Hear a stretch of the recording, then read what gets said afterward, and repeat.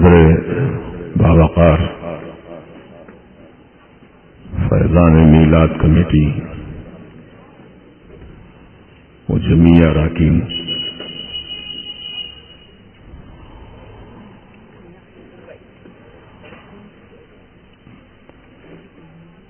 عالی جناب حکیم و ڈاکٹر ساجد صاحب، شعراء کرام، سادات کرام، بزرگوں، نوجوان دوستوں، السلام علیکم ورحمۃ اللہ تعالی وبرکاتہ۔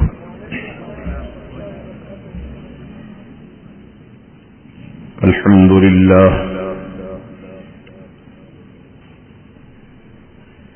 الحمد للہ رب العالمین،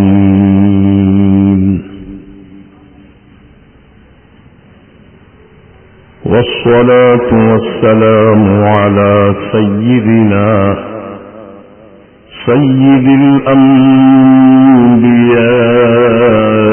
وسيد خاتم النبيين أنيس الغريبين راحة العاشقين،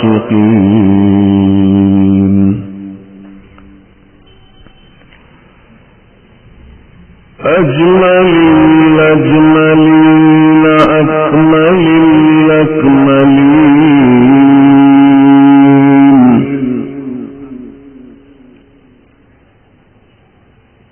جد الحسن والحسين،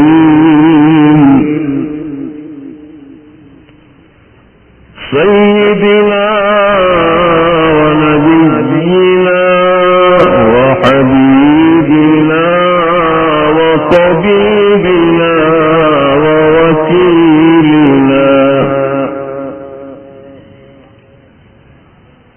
ورؤوفنا ورحيمنا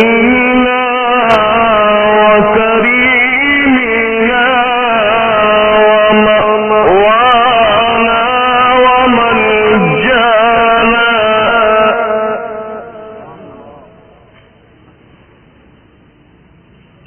ومولانا محمد وعلى آله الطيبين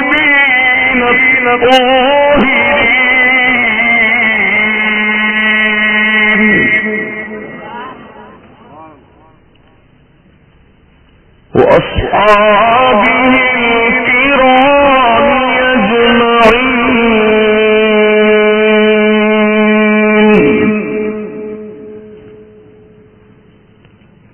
وعلى أتباعه وعلى أتقيائه، خصوصا منهم على سيدنا وسيد الكل وشيخنا وشيخ الكل وغوثنا وغوث الكل، سيدنا محمد الشيخ عبد القادر الحسن الحسيني الجعفري الجيلاني،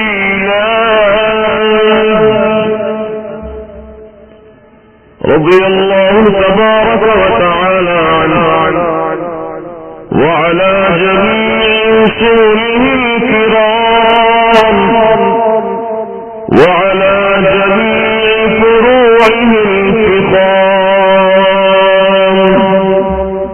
وعلى جميع مشائخه العظام،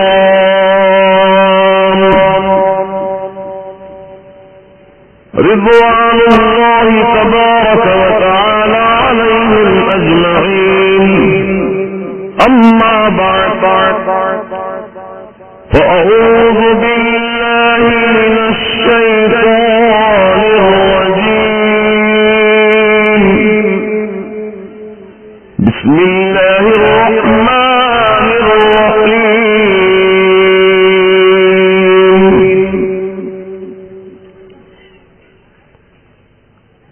قل لا أسألكم عليه أجرا إلا المودة في القربى. وقال تعالى في مقام آخر: ولا تحسبن الذين قتلوا في سبيل الله أمواتا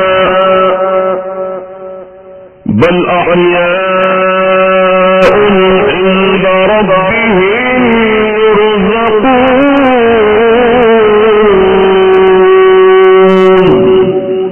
صدق الله العظيم.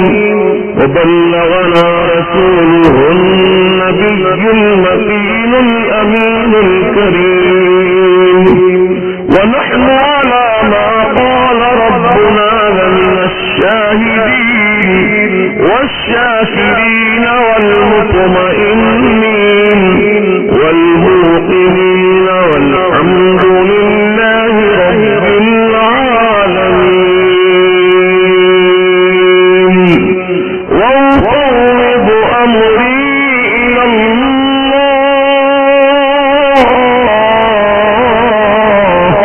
إن الله بصير بالعباد.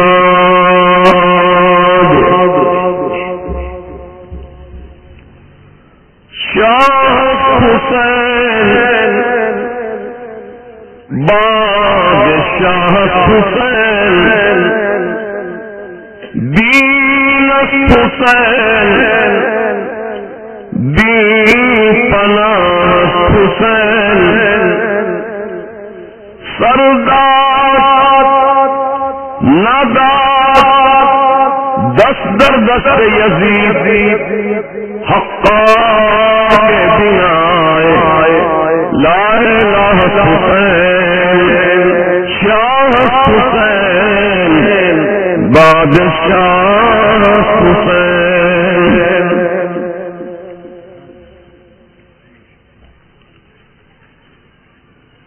واہ کیا بات رضا، واہ کیا بات رضا اس چمنستان کرم کی. واہ کیا بات رضا اس چمنستان کرم کی. زہرا ہے کلی جس میں حسین اور حسن پھول. بادہ توحید کے متوالو، شمع رسالت و آل رسالت کے پروانوں، نبی اور آل نبی سے محبت کرنے والوں، اہل بیت اطہار کی محبت میں اس جلسہ گاہ میں جمع ہونے والوں، آئیے ہم سب مل کر عقیدت اور محبت کے ساتھ، کامل توجہ اور بھرپور وارفتگی کے ساتھ ہمارے اور آپ کے ساری کائنات کے آقا و مولا، مدنی دلہا، تاجدار عرب و عجم، صاحب لطف و کرم، باعث تخلیق آدم و بنی آدم، گلشن نبوت کے مہکتے ہوئے پھول، صدر نشین رسالت، مینارہ نور ہدایت، وہ رسول اعظم، محبوب اعظم، شافع یوم النشور، حسنین کریمین کے مقدس نانا، جن پہ قربان سارا زمانہ، اسی عظمت والے نبی اور عظمت والے اہل بیت کی بارگاہ مقدسہ میں اور عظمت والے صحابہ کرام کی بارگاہ میں ہدیہ درود و سلام پیش کرنے کی سعادتیں حاصل کریں. اللہم صلی وسلم وبارک علی سیدنا و شفیعنا و نبینا و مولانا محمد کما تحب و ترضى بأن تصلی علیہ صلاة و سلام علیک یا رسول اللہ صلی اللہ تعالی علیہ وسلم. امام حسین عالی مقام رضی اللہ تبارک و تعالی عنہ کی شہادت عظما واقع ہو کر صدیاں گزر گئیں، سینکڑوں سال کا زمانہ گزر گیا، لیکن یاد حسین آج بھی زندہ ہے. سبحان اللہ. ہم آپ جب تک ہیں یاد زندہ رکھیں گے، لیکن میرا یہ ایمان و وجدان کہتا ہے کہ جب تک زمین کا فرش بچھا ہوا ہے سبحان اللہ. حسین تیری یاد زندہ ہے. سبحان اللہ. جب تک آسمان کا شامیانہ کھڑا ہے حسین تیری یاد زندہ ہے. سبحان اللہ. آسمان پر چمکنے والی دو نورانی قندیلیں چاند و سورج جب تک روشن ہیں حسین تیری یاد زندہ ہے. سبحان اللہ. ستاروں کی انجمن جب تک باقی ہے حسین تیری یاد زندہ ہے. حسین قرآن کا ایک پارا تیری عظمت کو سلام کرتا ہے. سبحان اللہ. حسین حرم کے بلند مینارے تمہاری عظمتوں کو سلام کرتے ہیں. سبحان اللہ. حسین مسجد کے منبر و محراب تمہاری عظمت کو سلام کرتے ہیں، سبحان اللہ. کیونکہ ساری بہاریں اسلام کی جو آج ہمیں آپ کو میسر ہیں اور مشاہدے میں آتی ہیں، یہ ساری بہاریں اسلام کی، یہ ساری متاع عزیز اسلام کی، یہ شہادت امام حسین کا صدقہ ہے. سبحان اللہ. یہ امام حسین کی شہادت کا صدقہ ہے، علی اکبر کی جوانی کا صدقہ ہے، امام قاسم کی ابھرتی زندگی کا صدقہ ہے، آل محمد کی شہادت کا صدقہ ہے، علی اصغر کی معصوم صفت شہادت کا صدقہ ہے، بی بی زینب کے صبر کا صدقہ ہے. اللہ اکبر. یہ مقدس ہستیاں اگر اس وقت قربانیاں نہ پیش کرتی تو یزید پلید اسلام کو اور اسلام کی تمام بہاروں کو یک لخ مٹا دیا ہوتا. لیکن امام حسین اور ان کے پورے خانوادے نے مل کر جس بے جگری کے ساتھ، جس محبت و عقیدت کے ساتھ اللہ اور اللہ کے رسول کی محبت میں فنا ہو کر، اللہ اور اللہ کے رسول کی محبت میں ڈوب کر اللہ کے دین کی سربلندی کے لیے، شریعت اسلامیہ کی حفاظت کے لیے، کعبے کے جہر و جلال کو محفوظ رکھنے کے لیے، گنبد خلا کے جمال کو، اس کی مسکراہٹوں کو محفوظ رکھنے کے لیے، کعبۃ اللہ کی تقدس کو بحال رکھنے کے لیے، قرآن عظیم کے پاروں کی عظمت کو بحال رکھنے کے لیے، ملت اسلامیہ کی تقدیر کو محفوظ رکھنے کے لیے امام حسین اور آپ کے پورے خانوادے نے میدان کربلا میں جو قربانیاں پیش کی ہیں، زندگی بھر بھی ہم اس کا شکرانہ ادا کریں تو کم ہے، اور کما حقہ آپ کے اس احسان کا ہم بدلہ نہیں چکا سکتے. سبحان اللہ. نعرہ تکبیر، نعرہ رسالت، نعرہ حسین، نعرہ حسین، مسلک اہل سنت. محترم حضرات، امام حسین رضی اللہ تعالیٰ عنہ کی ذات پاک، میں نے کہا ذات پاک، یقیناً ان کی ذات پاک ہے. نہ صرف وہ پاک ہیں بلکہ ان کے گھر کا بچہ بچہ پاک ہے، سبحان اللہ. سبحان اللہ. ان کی آل پاک ہے. یہ میں نہیں کہتا، اللہ سبحانہ و تعالی قرآن عظیم میں ان کی پاکی کا اعلان فرمایا. انما یرید اللہ لیذہب عنکم الرجس سهل البيت ويطهركم تطهيرا. بے شک اللہ تبارک و تعالیٰ نے اس بات کا ارادہ فرما ہی لیا، اس بات کا ارادہ فرما ہی لیا، فیصلہ کر ہی لیا. اور رب تعالیٰ کا ارادہ جو ہوتا ہے وہ پورا ہوتا ہے، اس میں کوئی رکاوٹ نہیں ہوتی، کوئی بندش نہیں ہوتی، کوئی چیز حائل نہیں ہوتی. رب تعالیٰ کا فرمان ذیشان قرآن میں موجود ہے، اذا اراد اللہ شیئا ان یقول له کن فیکون. جب اللہ پاک کسی چیز کا ارادہ فرماتا ہے تو فرماتا کن ہو جا، وہ چیز ہو جاتی ہے. سبحان اللہ. تو کس بات کا ارادہ فرمایا رب نے؟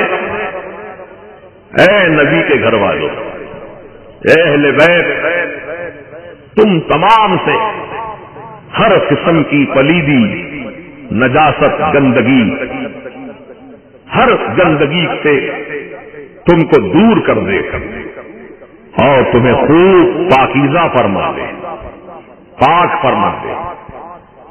اور جب رب نے ارادہ کیا تو پاک ہو گئے. میرے آقا علیہ الصلوۃ والسلام نے اپنی چادر نبوت کو پھیلایا، فرمایا علی اس چادر کے نیچے آ جاؤ. سبحان اللہ. فرمایا شہزادی فاطمہ تم بھی اس چادر کے نیچے آ جاؤ. حسنین کریمین سے فرمایا تم بھی اس چادر کے نیچے آ جاؤ. اور خود سرکار مدینہ نے بھی چادر کو اوڑھ لیا، سب کو چادر اڑا دیا. پھر ہاتھ رکھی بارگاہ میں اٹھا کر یوں عرض کرنے لگے میرے سرکار، اللہم ہؤلاء اہل بیتی، اے اللہ یہ میرے اہل بیت ہیں، سبحان اللہ. انہیں خوب پاک فرما. تو یہ مبارک ہستیاں، یہ پاکیزہ نفوس جن کی طہارت و عظمت کی گواہی اللہ تعالی کا کلام دے رہا ہے، اس بات پر شاہد ہے. لہذا دنیا کے جتنے بھی کلمہ پڑھنے والے مسلمان ہیں ان سب کو قرآن کے اس پیغام کو ماننا ہوگا، اس میں کوئی شک اور شبے کی گنجائش نہیں. بعض نادان لوگ کہتے ہیں کہ پاک تو فقط اللہ ہے، پاک صرف اللہ ہے، اللہ کے سوا کوئی پاک نہیں ہے، معاذ اللہ. اب میں آپ سے پوچھتا ہوں، آپ نماز کے لیے جب اٹھتے ہیں، ارادہ کرتے ہیں تو کیا کام کرتے ہیں؟ نماز سے پہلے طہارت، وضو، اگر غسل کی حاجت ہے تو غسل. جب آپ نے طہارت لے لی، غسل کر لیا، وضو کر لیا، تو اب بولو آپ کیا کہلاتے ہیں؟ پاک. کوئی آپ کو ناپاک نہیں بول سکتا، نہ خود آپ سمجھتے ہیں میں ناپاک ہوں، میں پاک ہو گیا.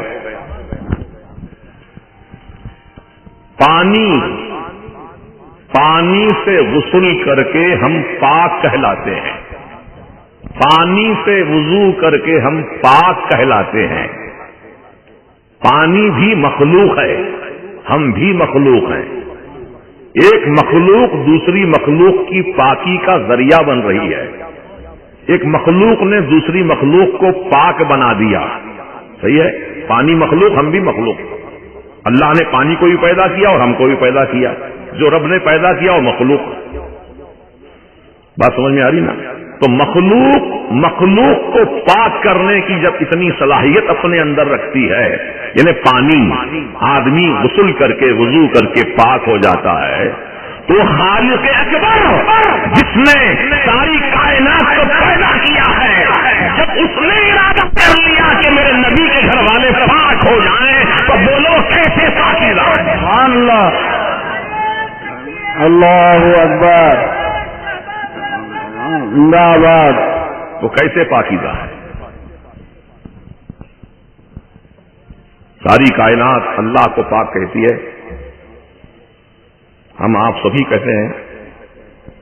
نماز کی شروعات ہوتی ہے تکبیر تحریمہ سے، اللہ اکبر، پھر پڑھتے ہیں سبحانک اللہم وبحمدک وتبارک اسمک وتعالی جدک ولا الہ غیرک.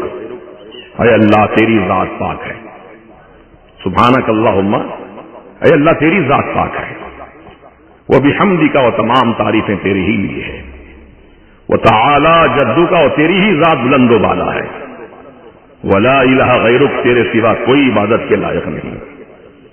بندہ نماز کی حالت میں تکبیر تحریمہ کہنے کے بعد اللہ کی پاکی بیان کرتا ہے، پھر جب رکوع کرتا ہے اور ارکان کی ادائیگی کے بعد رکوع میں کہتا ہے سبحان ربی العظیم، پاک ہے میرا پروردگار عظمت والا، پھر سجدے میں سر رکھ کر کہتا ہے سبحان ربی الاعلی، پاک ہے میرا پروردگار بلند و بالا۔ تو ہم آپ ہی نہیں بلکہ کائنات میں جتنی اشیاء ہیں، جتنی مخلوقات ہیں، چاہے وہ چرند ہو، پرند ہو، گھاس ہو، پھوس ہو، درخت ہو، شجر ہو، حجر ہو، کنکر ہو، سیارے ہوں، ستارے ہوں، دریا ہوں، بحر ہو، بر ہو، شمس و قمر ہو، لوح و قلم ہو، عرش و کرسی ہو، سب کو اللہ ہی نے بنایا۔ تو تمام مخلوقات اپنی اپنی بولی اور اپنی اپنی زبان میں اللہ تعالی کی پاکی بیان کرتے ہیں۔ یہ صبح صبح کے وقت میں آپ دیکھتے ہیں کہ چڑیاں چہچہاتی ہیں، کوئل کی کو،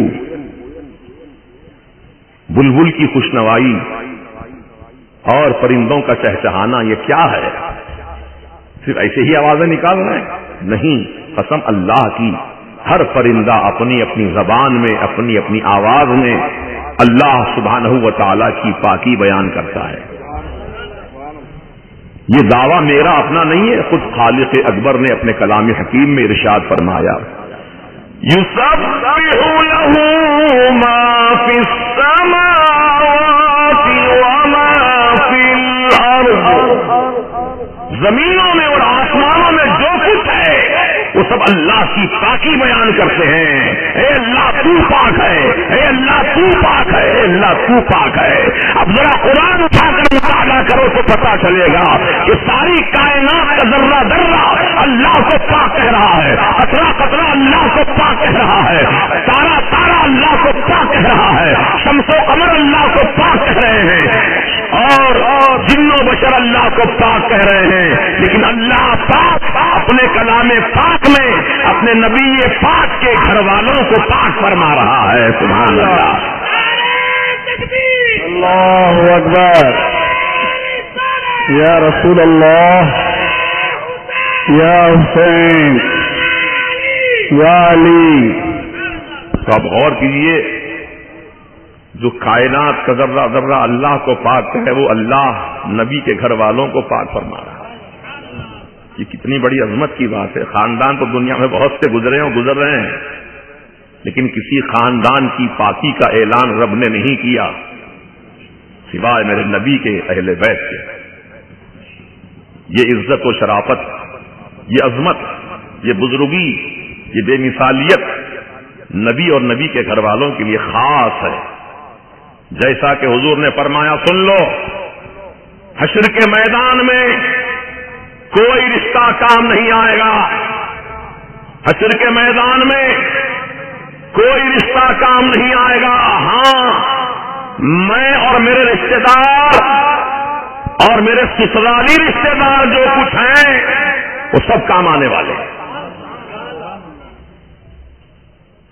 تو نبی بھی شفاعت فرمائیں گے، نبی کے اہل بیت بھی شفاعت فرمائیں گے، نبی کے خلفائے راشدین بھی شفاعت فرمائیں گے، کیونکہ میرے سرکار کے سب سسرالی رشتہ دار ہیں۔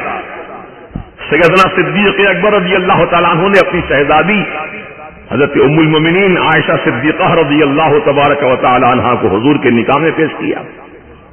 تو سیدنا صدیق اکبر کیا کہلائے؟ حضور کے خسر کہلائے۔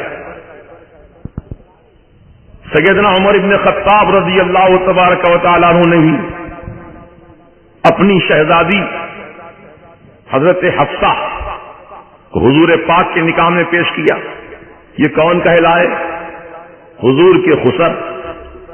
سیدنا عثمان غنی رضی اللہ تعالیٰ عنہ کو میرے آقا نے اپنی 2 شہزادیاں نکاح میں پیش کی، حضور کے داماد کہلائے. سیدنا مولائے کائنات شیر خدا حیدر کرار رضی اللہ تبارک و تعالی عنہ وکرم اللہ تعالی وجہہ الکریم کو میرے آقا نے اپنی چہیتی شہزادی سیدہ فاطمہ زہرا کو نکاح میں پیش کیا. کہ سب سسرالی رشتہ دار ہوئے نا. تو حضور کے جو رشتہ دار ہیں، اب اس میں تفصیل میں جاؤں تو پھر یہ بھی کہنا پڑے گا کہ سیدنا امیر حمزہ سید الشہداء جو میدان احد میں شہادت کا جام نوش کیے، وہ میرے آقا کے چچا ہیں. بولیے میرے آقا کے چچا، حقیقی چچا ہیں. یہ بھی کام آئیں گے حشر کے میدان میں. حضرت سیدنا عباس رضی اللہ تعالیٰ عنہ یہ بھی حضور کے چچا ہیں، یہ بھی ہمارے کام آئیں گے حشر کے میدان میں. امام حسن مجتبی رضی اللہ تبارک و تعالیٰ عنہ حضور کے پیارے نواسے ہیں، یہ حضور کے خاندان کے فرد فرید ہیں، یہ بھی ہمارے کام آئیں گے. امام حسین علی مقام رضی اللہ تبارک و تعالیٰ عنہ حضور کے دوسرے نواسے ہیں، یہ بھی ہمارے کام آئیں گے. جو میرے آقا کے خاندان والے ہیں، یہ سارا کا سارا خاندان گناہگاروں کی شفاعت فرمائے گا. ان کے نام لیواؤں سے وہ محبت فرمائیں گے. ان کے گن گانے والے، ان کی سیرت و کردار پر عمل کرنے والوں کو وہ پسند فرمائیں گے اور اپنی شفاعت اور اپنی دعاؤں سے سرفراز فرمائیں گے. سبحان اللہ. محترم دوستو، امام حسین علی مقام رضی اللہ تبارک و تعالیٰ عنہ کی شہادت عظمیٰ سے متعلق آج کا جلسہ سجایا گیا. تو امام حسین کی ذات کو پہلے آپ سمجھ لیں. کیا ذات تھی امام حسین کی؟ کیونکہ اکثر یہ فقیر کہا کرتا ہے جب کسی کی ذات سمجھ میں آ جاتی ہے تو بات بھی سمجھ میں آتی ہے. سبحان اللہ. جب ذات ہی کو نہیں سمجھا تو بات کیا جانے گا. امام حسین کون ہے؟ اس کی ایک دلیل میں نے قرآن سے پیش کی ہے، پاکیزہ ہے. بولیے پاکیزہ ہے. اب آؤ میرے سرکار کی زبان پاک میں حسین کی عظمت، حسین کون ہے، اس کو سماعت فرمائیں. میرے آقا علیہ الصلوۃ والسلام نے ارشاد فرمایا کہ حسین مجھ سے ہے. سبحان اللہ. الحسین منی، حسین مجھ سے ہے. وانا من حسین، اور میں حسین سے ہوں. امام حسین کی عظمت اس حدیث رسول سے ثابت ہو گئی کہ حسین حضور پاک کے وجود بابرکت سے موجود ہیں. لیکن حضور کا یہ فرمانا کہ میں حسین سے ہوں، یہ بات قابل غور و فکر ہے. اب علماء کرام نے اس حدیث کے اس ٹکڑے کی یوں وضاحت کی ہے کہ رسول پاک علیہ السلام کا یہ فرمانا کہ میں حسین سے ہوں، یعنی میرا دین حسین سے ہے، میری شریعت حسین سے ہے. جو مجھ پر قرآن نازل کیا گیا وہ قرآن کی عظمت حسین سے ہے. جو اسلام کے شعائر ہیں وہ شعائر اسلام کی عظمت حسین سے ہے.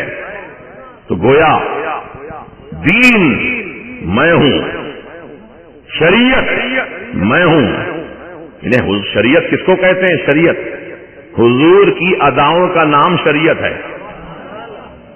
حضور مسکرائیں تو شریعت، حضور خاموش رہیں تو شریعت، حضور جاگیں تو شریعت، حضور چلیں تو شریعت. حضور کی اداؤں کے مجموعے کا نام شریعت ہے.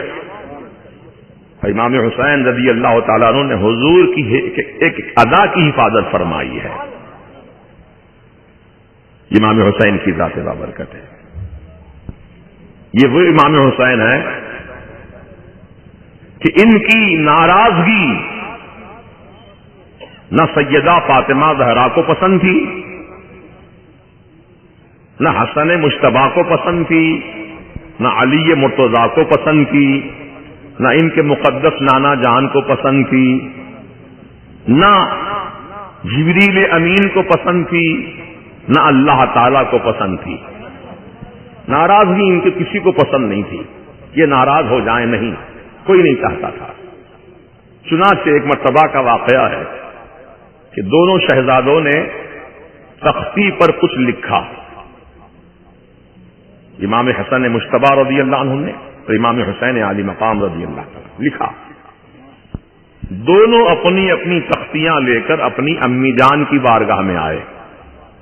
کہا امی جان بتائیے کس کا خط اچھا ہے, کس کی رائٹنگ اچھی ہے, امی جان فیصلہ کیجیے. امی جان نے دونوں شہزادوں کو دیکھا, دونوں کی لکھی ہوئی تختیوں کو دیکھا, فرمایا میرے لال تمہاری ماں فیصلہ نہیں کر سکے گی, جاؤ اپنے بابا جان مولا علی کی بارگاہ میں جاؤ, وہ فیصلہ کریں گے. بھیجا دیا مولا علی کی بارگاہ میں. سرکار مولا علی نے دیکھا میرے دونوں شہزادے خط لکھ کر لائے ہیں, اب میں کسی کی ایک کی تعریف کروں گا دوسرا ناراض ہوگا, لہذا یہ فیصلہ میں بھی نہیں کر پاؤں گا.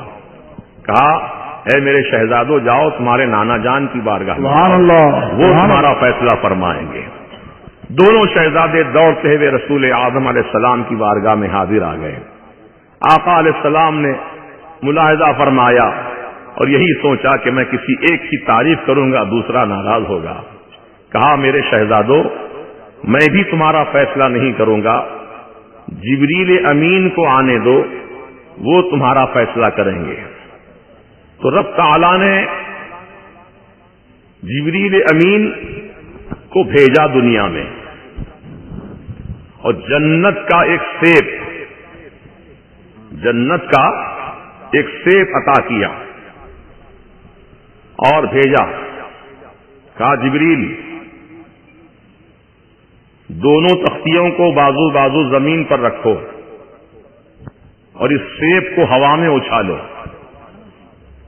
سیب جس کی تختی پر آ جائے اس کا خط اچھا. سبحان اللہ, سبحان اللہ. جبریل امین نے رب کی مرضی کے مطابق سیب کو ہوا میں اچھالا, تختیاں دونوں شہزادوں کی بازو بازو رکھی ہیں. اب اللہ تعالی کا فیصلہ دیکھیے, کام اچھالنا جبریل کا تھا, اب فیصلہ رب فرما رہا ہے. سبحان اللہ. سیب ہوا میں اچھلا, جبریل نے اچھالا, جب واپس آیا اب تختیوں کے قریب آ رہا ہے تو اللہ تعالی کے فیصلے کے مطابق سیب دو ٹکڑے ہو گیا, آدھا آدھا. آدھا حسن مجتبی کی تختی پر آیا حسین, آدھا حسین عالی مقام کی تختی پر آیا. رب تعالیٰ کو بھی یہ منظور نہیں ہے کہ میں کسی ایک کے بارے میں فیصلہ سناؤں دوسرا ناراض ہوگا. نہیں, میرے محبوب کے شہزادے ہیں, میں ان کی ناراضگی پسند نہیں کرتا. اسی لیے میرے سرکار نے فرمایا جس نے حسن حسین کو ناراض کیا اس نے مجھ کو ناراض کیا, جس نے مجھ کو ناراض کیا اس نے خدا کو ناراض کیا, جس نے حسنین کریمین کو خوش رکھا اس نے مجھے خوش رکھا, جس نے مجھے خوش رکھا اس نے رب تعالیٰ کو خوش کیا. سبحان اللہ. نعرہ تکبیر, نعرہ رسالت, نعرہ حسین, نعرہ حیدری. یہ امام حسین رضی اللہ تعالیٰ عنہ کی عظمتیں ہیں, یہ شہزادوں کی عظمتیں ہیں. اور فرمائے ایسے سمجھنے کے لیے کہ اشارہ کافی ہوتا ہے عقل مند کو.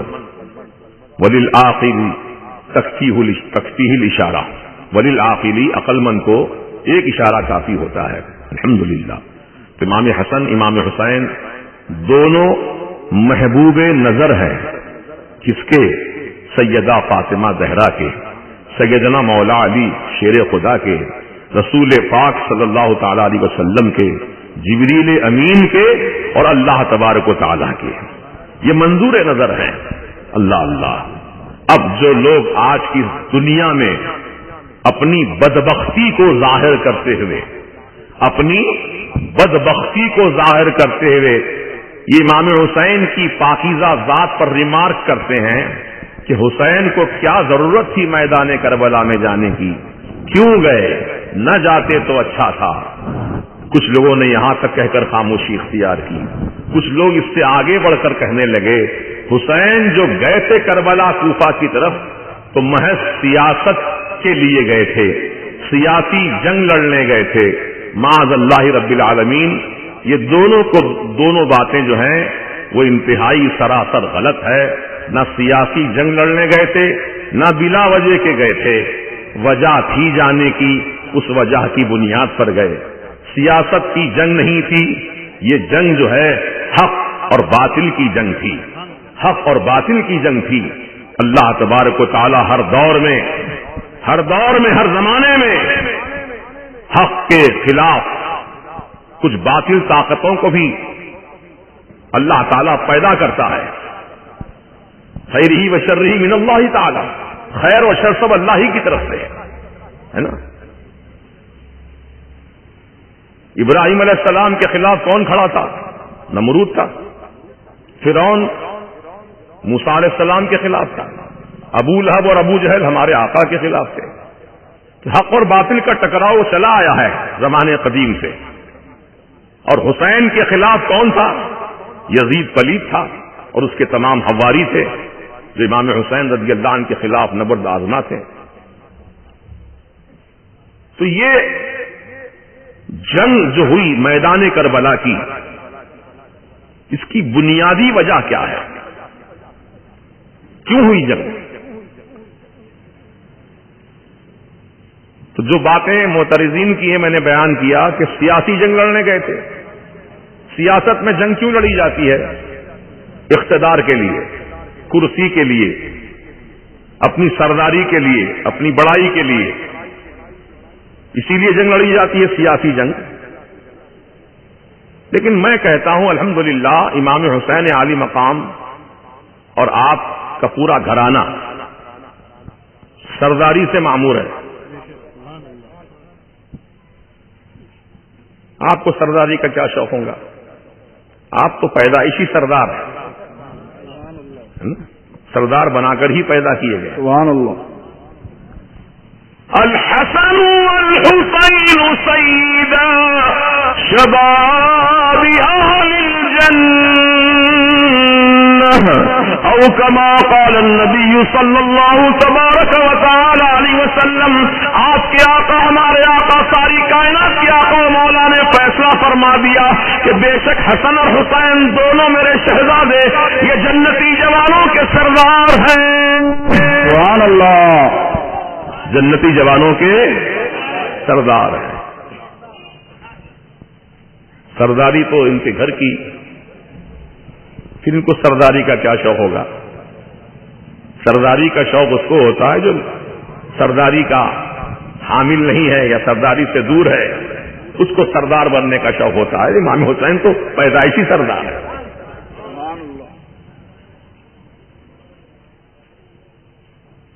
پھر آپ سردار ہیں تو میدان جنگ کیوں گئے کربلا؟ پھر ایک سوال پیدا ہوا۔ تو سنو، امام حسین عالی مقام رضی اللہ تبارک و تعالی عنہ کو بچپن ہی سے، جب آپ کی ولادت ہوئی اس وقت سے یہ اطلاع دی جا چکی کہ بیٹے حسین، میدان کربلا میں میری ہی امت کے افراد جو کلمہ بھی پڑھتے ہوں گے، نماز بھی پڑھتے ہوں گے، قرآن بھی پڑھتے ہوں گے، وہی لوگ تم کو 3 دن تک بھوکا پیاسا رکھ کر شہید کر دیں گے۔ یہ بچپن ہی میں اطلاع دی جا چکی۔ رب تعالیٰ کی مرضی یہی تھی کہ حسین کی شہادت واقع ہو۔ رب کا حکم تھا کہ حسین شہید ہوں۔ اب نہ رسول اللہ کی مرضی کے خلاف جاتے ہیں اور رسول کی تربیت کی بنیاد پر نہ حسین خدا کی مرضی کے خلاف چلتے ہیں۔ رسول اور آل رسول کا جو مطمح نظر ہے رب کی رضا، رب جو بات سے راضی ہے ہم بھی اس سے راضی ہیں۔ سبحان اللہ۔ آج فرقہ وہابیہ نجدیہ کہتا ہے رسول اللہ اپنے شہزادوں کو نہیں بچا سکے، شہادت سے نہیں بچا سکے، تو تم کو اور ہم کو قیامت میں کیا بچائیں گے؟ معاذ اللہ، کہتے ہوئے شرم نہیں آتی ان کو؟ اور نادان، یہ جملہ کہنے سے پہلے ذرا سوچ لیا ہوتا میں کس کے بارے میں کہہ رہا ہوں، کیا کہہ رہا ہوں۔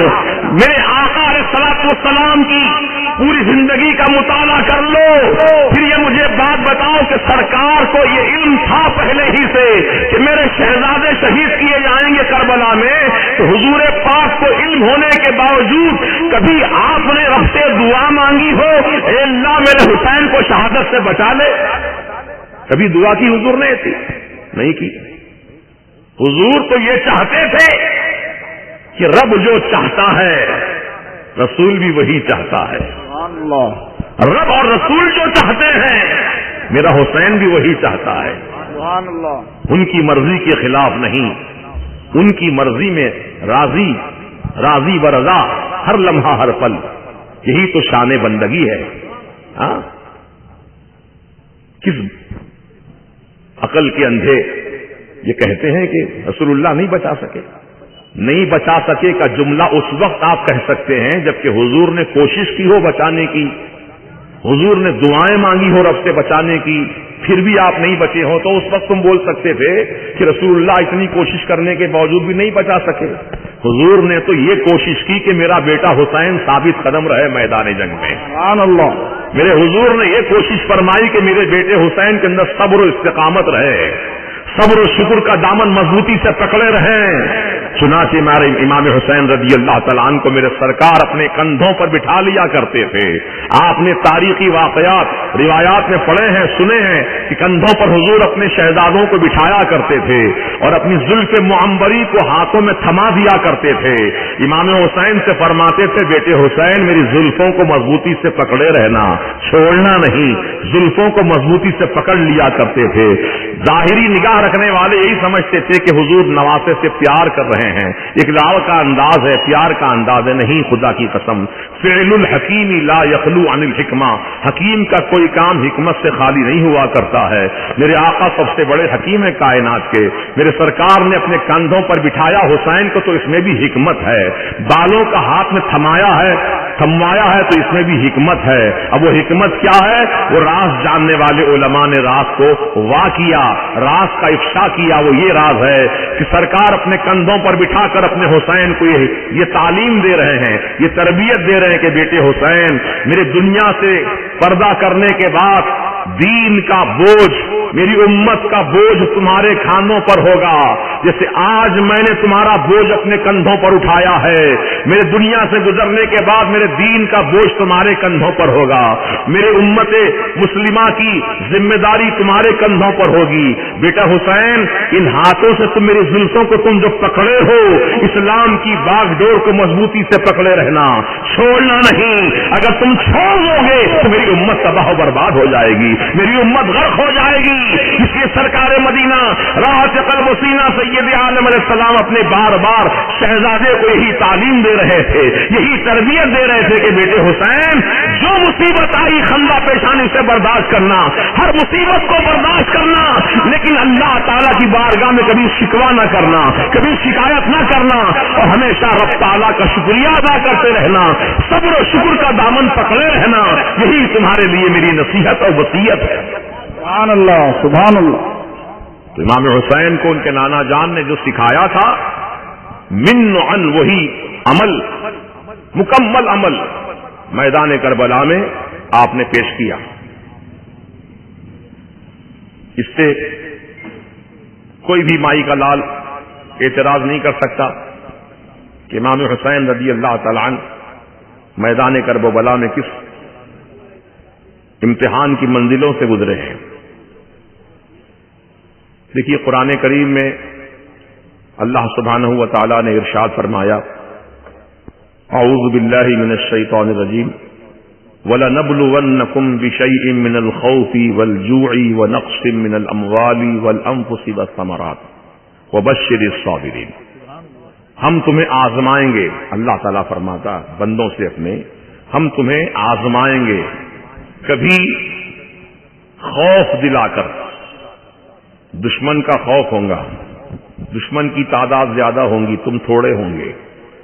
وہ مسلح ہوں گے، تم خالی ہاتھ ہوں گے.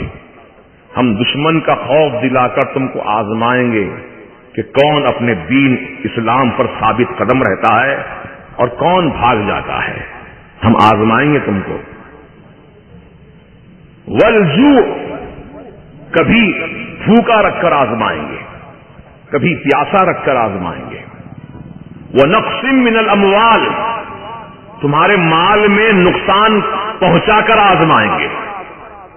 وَالْأَنفُسِ، تمہاری جانوں میں نقصان پہنچا کے آزمائیں گے۔ وَالثَّمَرَاتِ، اور پھلوں میں نقصان پہنچا کے آزمائیں گے۔ اب یہاں پھلوں سے مراد دو علماء کے بیان ہے۔ ایک پھل سے مراد تو حقیقی پھل ہے جو درختوں کے ہوتے ہیں، جس کو لوگ فائدے کے لیے کھاتے ہیں، ایک پھل تو وہ ہے۔ دوسرا پھل کیا ہے؟ دل کا پھل۔ وہ دل کا پھل ہوتی ہے اولاد۔ تو اولاد میں نقصان پہنچا کے آزمائیں گے۔ یہ سب باتوں کی تفصیل قرآن میں موجود ہے۔ ہم اس طرح آزمائیں گے۔ تو کبھی کسی بندے کو بھوکا رکھ کے آزماتا اللہ تعالیٰ، صرف ایک بھوک کے ذریعے، کبھی ایک مرتبہ خوف کے ذریعے، کبھی ایک مرتبہ کچھ نقصان پہنچا کے۔ لیکن امام حسین رضی اللہ عنہ کی وہ ذات مبارکہ ہے کہ میدان کرب و بلا میں ایک ہی منزل میں، ایک ہی مقام پر، ایک ہی وقت میں یہ ساری منزلوں سے آپ کو گزارا گیا۔ سامنے دشمن کی تعداد 22,000 تھی اور آپ 72۔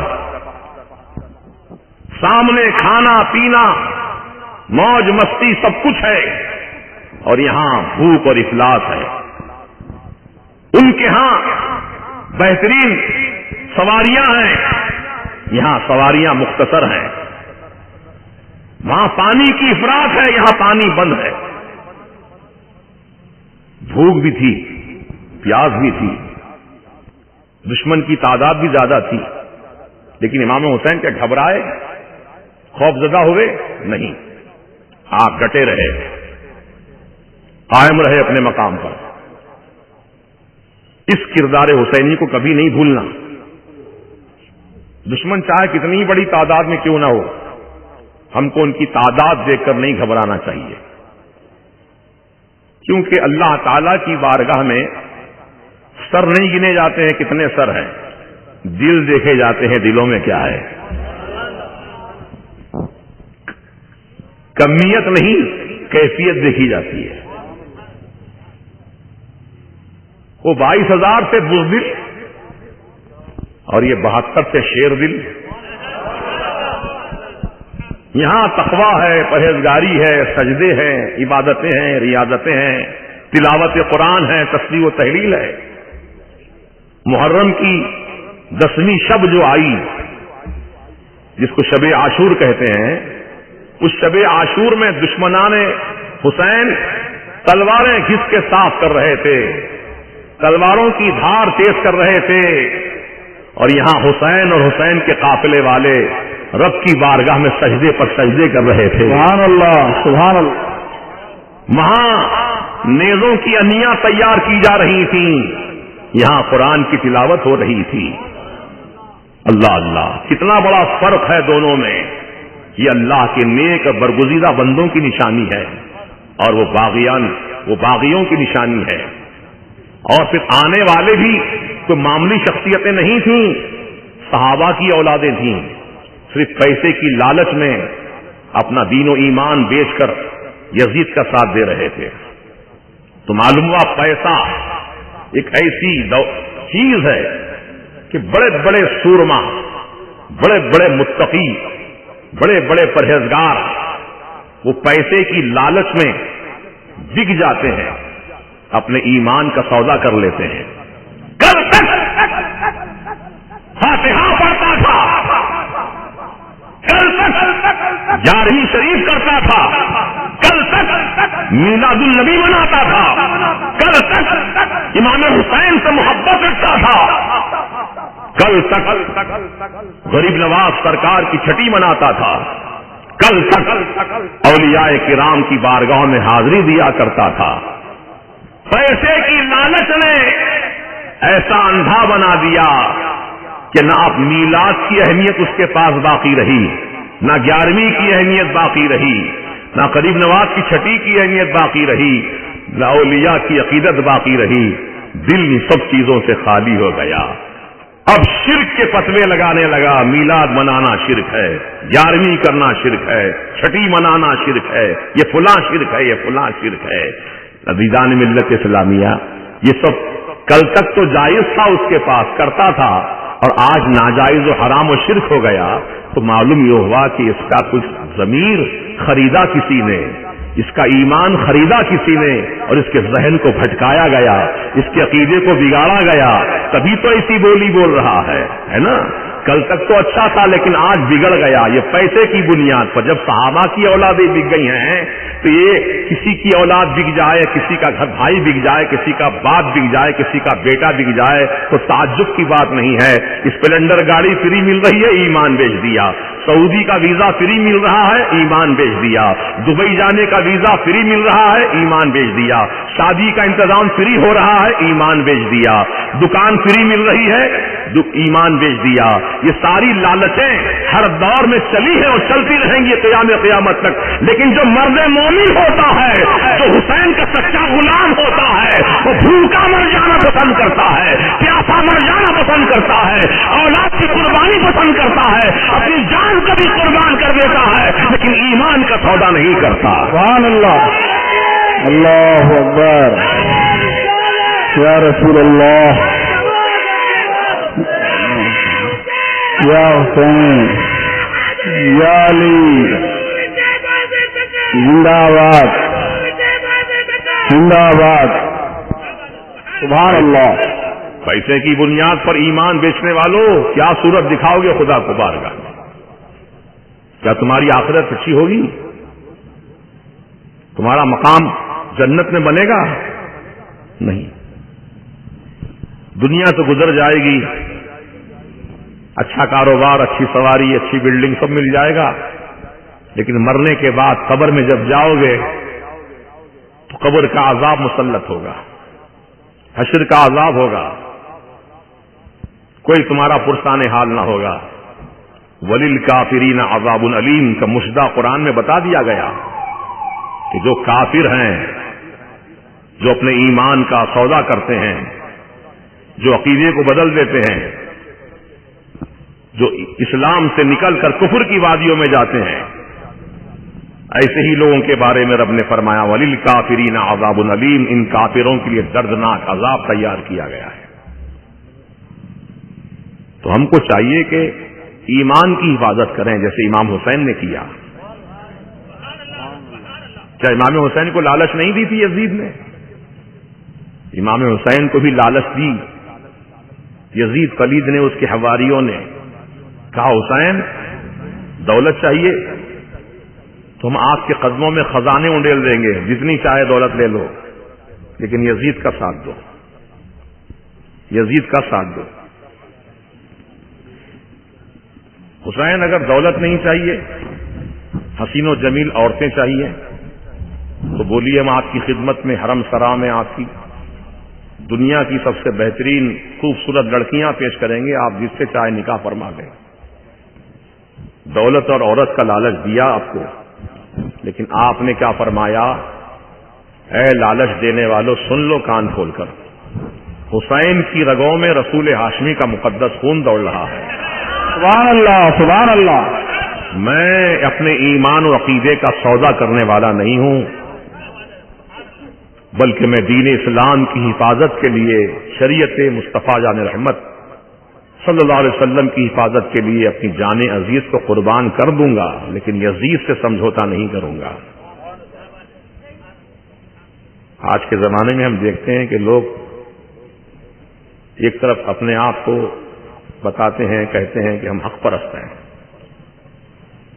ہم حق پرست ہیں، ہم حسین کے نام لیوا ہیں، حسین کے غلام ہیں، اور دوسری طرف ان کا کردار یہ بتاتا ہے کہ وہ نبی اور آل نبی کے جو دشمن ہیں، ان دشمنان رسول سے، دشمنان آل اہل بیت سے دوستی کا ہاتھ ملاتے ہیں، ان کے ساتھ اٹھتے بیٹھتے ہیں، ان کے ساتھ کھاتے پیتے ہیں، ان کو شادی بیاہ میں بلاتے ہیں اور ان کی دعوتوں میں شریک ہوتے ہیں، گلے ملتے ہیں، مبارکباد پیش کرتے ہیں۔ یہ کردار حسینی نہیں ہے، یہ کردار حسینی نہیں ہے۔ آپ کو بتاؤں امام حسین نے کیا فرمایا؟ سر دے دوں گا اپنا لیکن ہاتھ نہیں دوں گا یزید کے ہاتھ میں. سبحان اللہ سبحان اللہ. سر دے دوں گا لیکن ہاتھ نہیں دوں گا. تو معلوم ہے امام حسین کی نظر میں، فکر میں، دل و دماغ میں سر سے زیادہ اہمیت اپنے ہاتھ کی تھی. اس لیے حسین کے غلاموں، یہ غلام حسین کا ہاتھ غدار رسول کے ہاتھ میں نہیں جائے گا. یہ حسین کے غلام کا ہاتھ دشمنان رسول کے ہاتھ میں نہیں جائے گا. اپنے ہاتھوں کی حفاظت کرو. ہر ایک سے ہاتھ ملا لینا، دوستی کا اظہار کرنا، یہ کردار حسینی کے بالکل برعکس ہے. آج فضائل مسائل تو بہت بیان کرتے ہیں لوگ، لیکن امام حسین کا جو اصل کردار ہے اس کو پوشیدہ رکھتے ہیں. پھر عوام کو کہتے ہیں کہ کردار حسینی پہ عمل کرنا چاہیے. میں پوچھتا ہوں کیا ہے کردار حسینی؟ باطل سے سمجھوتا کر لینا یہ کردار حسینی ہے؟ معاذ اللہ. مصلحتاً تھوڑی دیر کے لیے باطل کو مان لینا، بعد میں انکار کر دینا، کیا یہ کردار حسینی ہے؟ نہیں.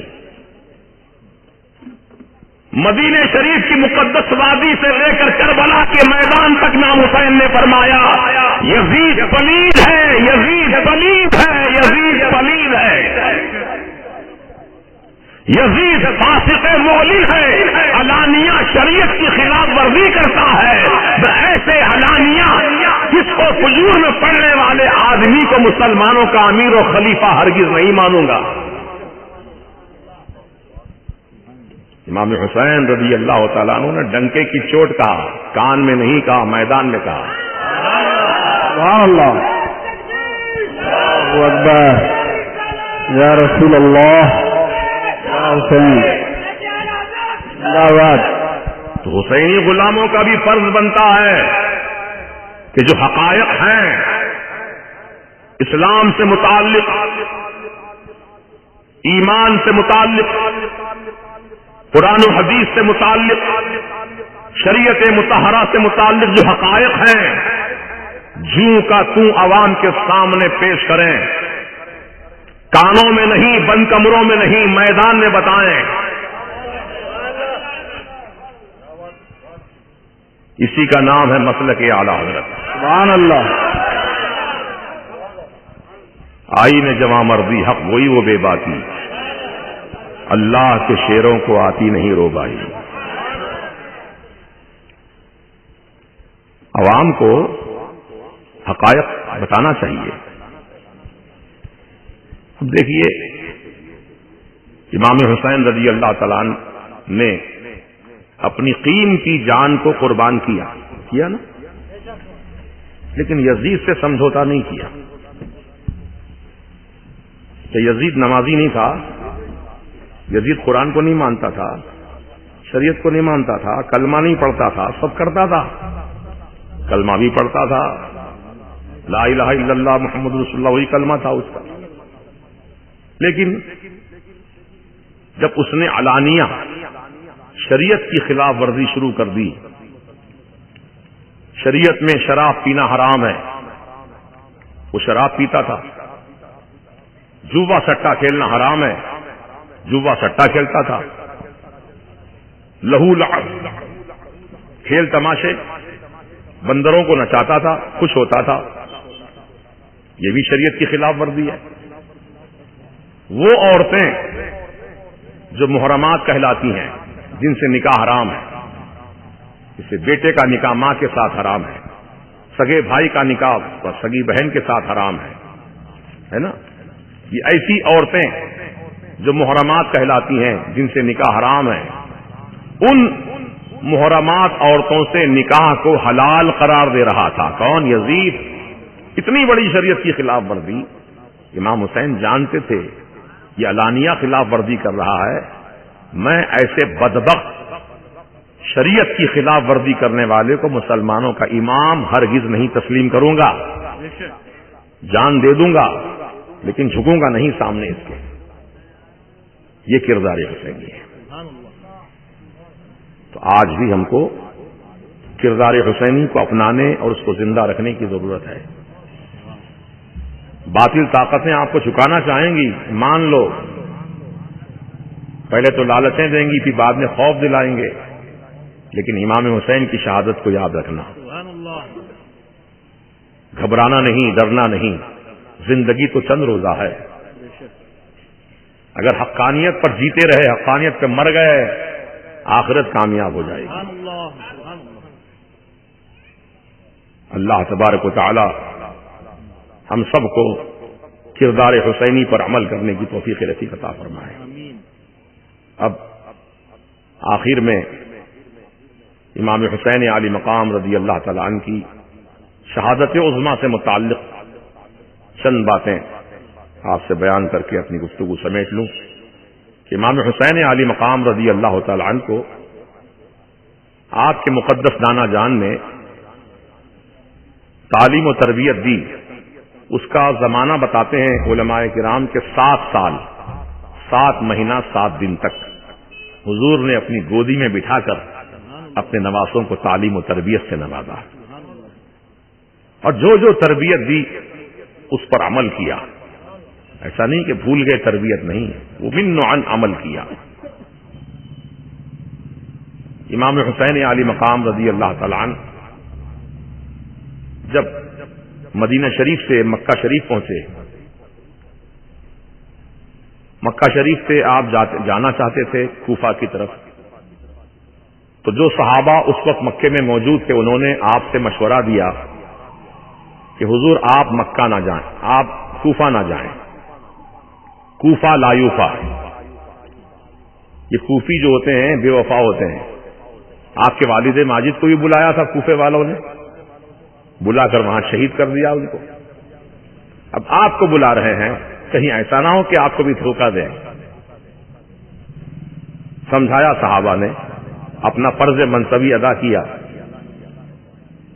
یہاں تک کہ سیدنا عبداللہ ابن زبیر رضی اللہ تعالی عنہ جو مکہ شریف میں صحابی رسول موجود تھے، جب امام حسین جانے لگے تو آپ کے سامنے ہاتھ پھیلا کر کھڑے ہو گئے، کہا کہ حضور میں آپ کو جانے نہیں دوں گا یہاں سے۔ اس طرح ہاتھ کھول کر کھڑے ہو گئے راستہ روک کر امام حسین کا۔ تو اس وقت امام حسین نے حضرت عبداللہ ابن زبیر کے کان میں کچھ آہستہ کہا۔ جب کہا تو عبداللہ ابن زبیر نے اپنے ہاتھ نیچے کر دیے اور راستہ دے دیا جانے کے لیے۔ وہ کون سی بات تھی کہ عبداللہ ابن زبیر جو پہلے روک رہے تھے راستہ، آج راستہ دینے کو تیار ہو گئے؟ تو امام حسین نے فرمایا کہ اے عبداللہ، تم جو کہتے ہو نہ جاؤ، کوفے والے بے وفا ہوتے ہیں، تمہاری بات اپنی جگہ ہے، لیکن میرے نانا جان سے جو میں نے وعدہ کیا تھا اس وعدے کا کیا ہوگا پھر؟ اگر میں نہیں جاؤں تو وعدہ پورا نہیں ہوگا، مجھے جانا ضروری ہے، نانا جان سے کیے ہوئے وعدے کو پورا کرنا ہے۔ اسی وعدے کی ایفا کے لیے، وعدہ پورا کرنے کے لیے امام حسین رضی اللہ تعالیٰ عنہ جان بوجھ کر آپ کوفہ کی طرف رخصت ہو جاتے ہیں۔ واقعات بہت تفصیلی ہیں، بس مختصر اہم بات آپ سے عرض کر کے گزروں کہ کربلا میں جب پہنچ گئے امام حسین، کیونکہ حر جو پہلے یزیدی فوج میں تھے، اللہ کی توفیق ایسی ہوئی، کرم ایسا ہوا کہ یزیدی فوج سے چھلانگ لگا کر حسینی غلاموں میں آ گئے۔ سبحان اللہ، سبحان اللہ۔ پہلے جہنم میں جانے والے تھے، حسین کے قدموں میں آ کر جنتی ہو گئے۔ سبحان اللہ، سبحان اللہ۔ وہ حضرت حری تھے جو آپ کو گرفتار کر کے کربلا پہنچا دیے تھے۔ امام حسین نے خیمے لگا دیے، ایک درخت کی ٹہنی توڑی تو درخت سے خون ٹپکنے لگا۔ امام حسین نے فرمایا یہ کون سا میدان ہے، کیا نام ہے جگہ کا؟ تو وہاں کے مقامی لوگوں نے کہا کہ اس کو کربلا کہتے ہیں۔ اچھا یہی کربلا ہے؟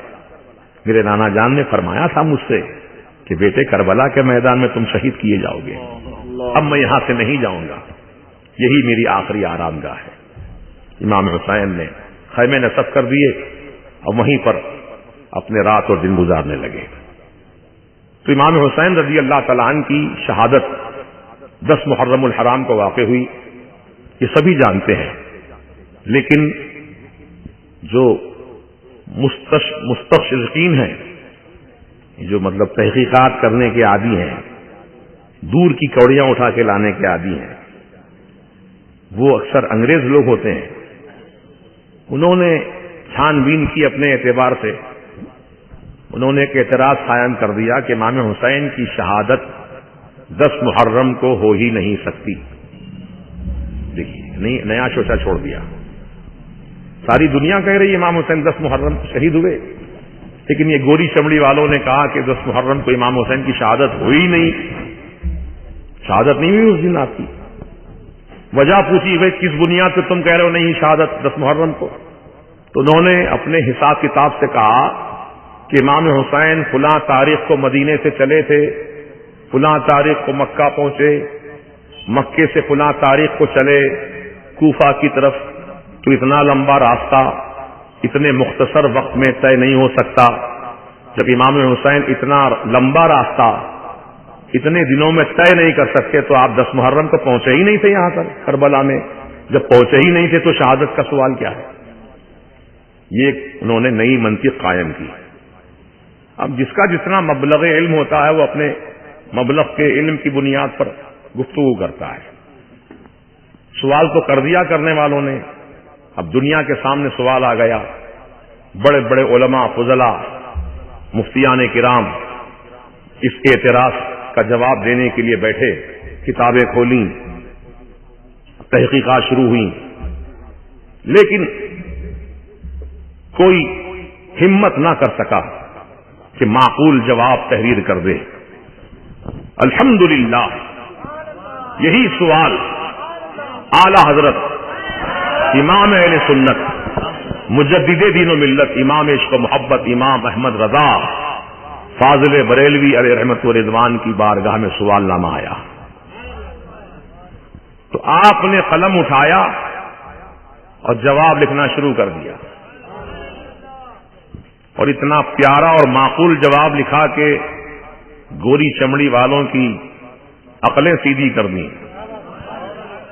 ان کی جو کل ٹیڑھی تھی اس کو سیدھا کر دیا. جواب کیا لکھا آپ نے؟ کہا کہ انگریزوں تم نے جو اعتراض کیا کہ امام حسین اتنی جلدی اتنے کم وقت میں مکہ سے کوفہ نہیں پہنچ سکتے، لیکن تم نے یہ تحقیق نہیں کی کہ امام حسین رضی اللہ تعالیٰ عنہ کس سواری پر چلے تھے. سبحان اللہ. سواری کون سی تھی ان کے پاس؟ گھوڑا تھا. تو جب یہ بات اعلی حضرت نے بتائی تو انہوں نے پھر اعتراض کیا کہ گھوڑا بھی اتنی جلدی نہیں بھاگ سکتا. گھوڑے کا کیلکولیشن کیا تو معلوم ہوا 1 گھنٹے میں اتنے میل دوڑ سکتا ہے گھوڑا. یہ گھوڑا اتنی دور کا راستہ اتنے چند دنوں میں طے نہیں کر سکتا. تو اعلی حضرت نے گھوڑوں پر تحقیق کی اور یہ ثابت کیا آپ نے کہ دنیا میں 300 نسل کے گھوڑے پائے جاتے ہیں. سبحان اللہ. ہر گھوڑے کی رفتار الگ، ہر گھوڑے کی چال الگ. کچھ گھوڑے وہ ہوتے ہیں جو مسطح زمین پہ بڑی تیزی سے دوڑتے ہیں. کچھ گھوڑے کی نسل ایسی ہوتی ہے جو ریت میں زیادہ بھاگتے ہیں. کچھ گھوڑے وہ ہوتے ہیں جو پتھریلی زمین میں دوڑتے ہیں. تو امام حسین رضی اللہ عنہ کے پاس جو اعلیٰ درجے کی نسل کا گھوڑا تھا اس کی رفتار آپ نے بتائی کہ مسطح زمین پر 1 دن میں اتنا میل کا راستہ طے کرتا تھا، پتھریلی زمین میں اتنا راستہ طے کرتا تھا، ریت میں اتنا راستہ طے کرتا تھا. جب پورے راستے کو کیلکولیشن کیا گیا ٹائم کے حساب سے تو امام حسین 2 محرم کو کربلا میں پہنچ چکے ہیں. اللہ. نعرہ رسالت، نعرہ حسین، نعرہ حسین. اعلی حضرت، اعلی حضرت، اعلی حضرت، اعلی حضرت زندہ باد.